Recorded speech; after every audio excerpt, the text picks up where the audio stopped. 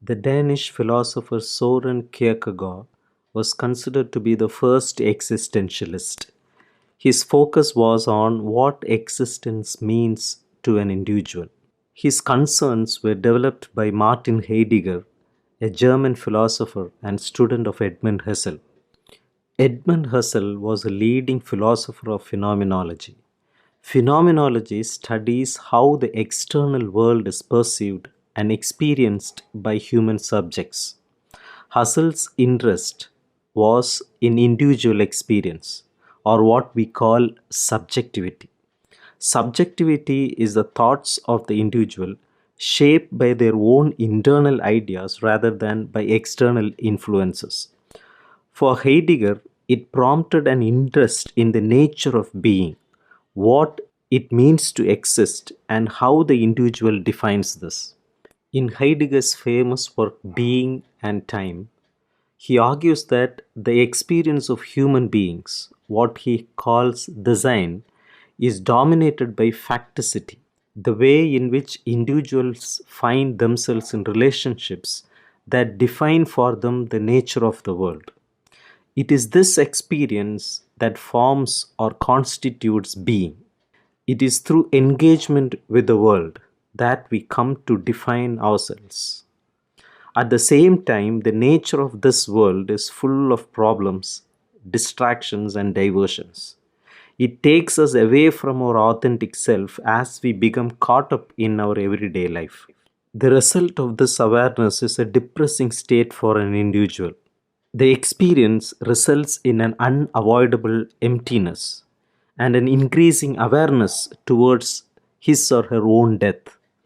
In this experience, time becomes very important. A particular experience of past, present, and future is very important in how one sees one's own identity. German philosopher Friedrich Nietzsche has also written about the self. He is associated with a philosophy known as nihilism, the idea that life is without purpose. The ability of the individual to resist nihilism comes from the ability to transcend the limitations of ordinary existence. Nietzsche creates a central character in his Thus Spoke Zarathustra, who argues that society must strive to create Übermensch, meaning superhuman. Rejecting the supernatural, the Übermensch is strongly connected to the here and now of the physical world. It is through this an individual resists the escapism that others engage in to relieve themselves from the fears and distractions of the meaningless existence that threatens society in the wake of the death of God. In God's absence, it is the superhuman who creates the new values that give society structure.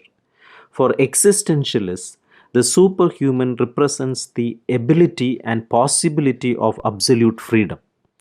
The superhuman is not constrained by any external rules, it creates them.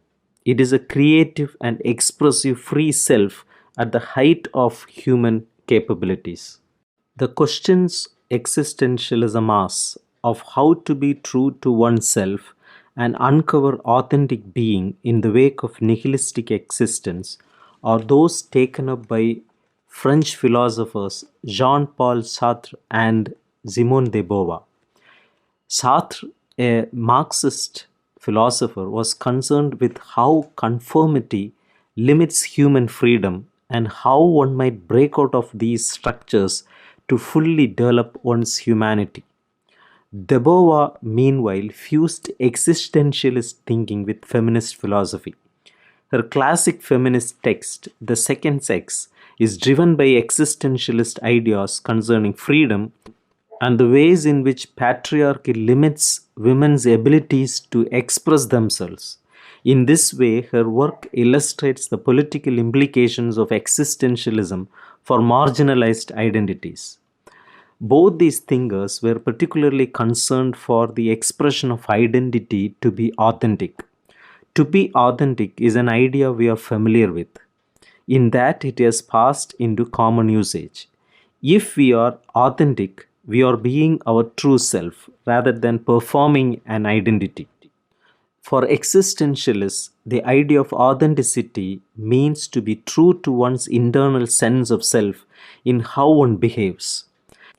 Existentialism considers authenticity to be something with which the individual must struggle in relation to outside influences.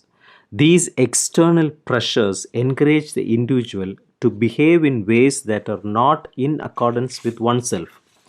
In existentialist terms, they are called facticity, which is defined as all the concrete frameworks such as the environment, education, social interactions, even birth and the awareness of death, which limit and constrain human freedom.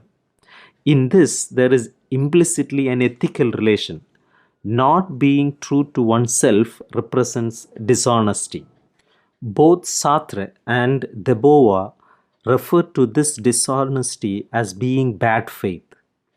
Bad faith is an act where individuals give up their freedom and adopt false values to conform to society's ideals.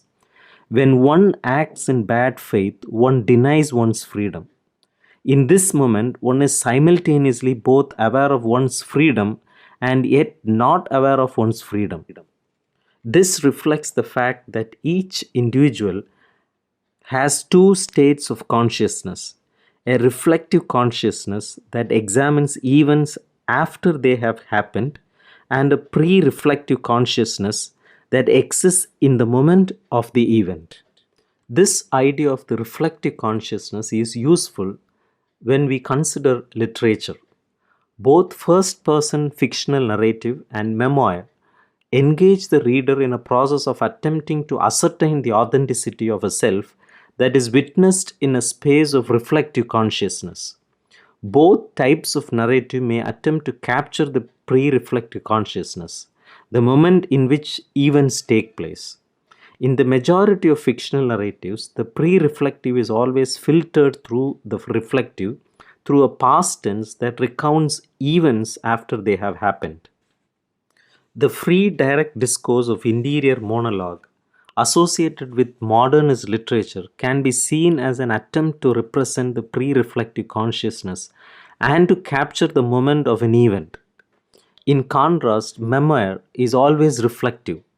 Existentialist theory in this regard is very useful for considering questions of memory and the reliability of narration.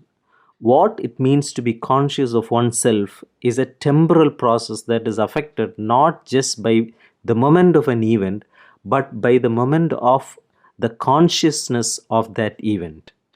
The existentialist idea that existence precedes essence means that we are what we create through our experiences. This is more important than anything that could be seen as pre existing nature. Our essence, our sense of coherent self, comes not before experience, but only in the wake of it. At its center is the existentialist belief in freedom and choice. The freedom implied by existentialism has also ethical consequences. The idea of bad faith suggests that to act a certain way because of an imposed legal framework or social convention is something to be rejected. This means that to behave well should not be a result of overarching social values, but rather a result of individual responsibility. Existentialism says that we can always behave well and must therefore be accountable for any actions that hurt or damage others. Freedom in this context is not at all a selfish mode of self expression, but an obligation to accept responsibility. Central to this is the existentialist idea of anguish, the concept that the individual acts from a state of fear that he or she will fall short of the potential of that freedom. Anguish comes most in the moment when one knows that freedom could lead to potentially devastating consequences. This can be in terms of the potential to harm others, but also to shape the course of one's own life.